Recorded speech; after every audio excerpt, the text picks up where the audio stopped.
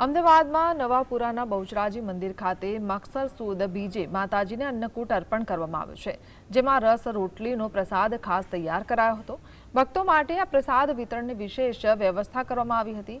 બહુચર માતાજીના પરંપરા 350 વર્ષથી ચાલી આવે છે, જ્યાં ભક્તો માતાના દર્શન અને પ્રસાદ માટે દૂર દૂરથી આવે છે। રસ રોટલીના પ્રસાદ પાછળ ભક્ત વલ્લભ ભટ્ટની કથા જોડાયેલી છે।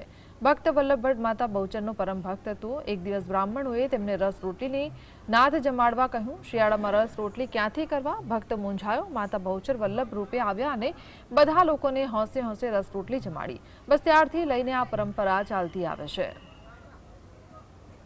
માગસર સુદ બીજના દિવસે મેવાડા બ્રાહ્મણના જ્ઞાતિજનોએ તેમની ટીખળ ખની અને શિયાળાની અંદર રસ રોટલીની નાત માંગી હતી અને તેનો ભટજીએ સ્વીકાર કર્યો હતો, પણ એમની પરિસ્થિતિ એટલી સવાલ અને તે જમાનામાં શિયાળામાં રસ લાવવો શક્ય નહોતો। તેથી તેઓ સાબરમતીના કિનારે જઈ અને માનું સ્મરણ કરતા હતા અને બપોર થઈ ત્યારે માતાજી જગદંબા બાળા બહુચર અને એમના ભૈરવ શ્રી નારસિંહવીર એમના ભાઈ ધોળાનું એટલે વલ્લભ રૂપે બહુચરમાં ધોળા રૂપે નારસિંહ સાથ આ ભૂમિ પર આવ્યા અને તેમણે પોતાના ભક્તની લાજ રાખવા માટે ભટ્ટ મેવાડા બ્રાહ્મણની જ્ઞાતિ અહીં જમાડી હતી। આ ભૂમિ પર એ ભર શિયાળામાં રસ રોટલી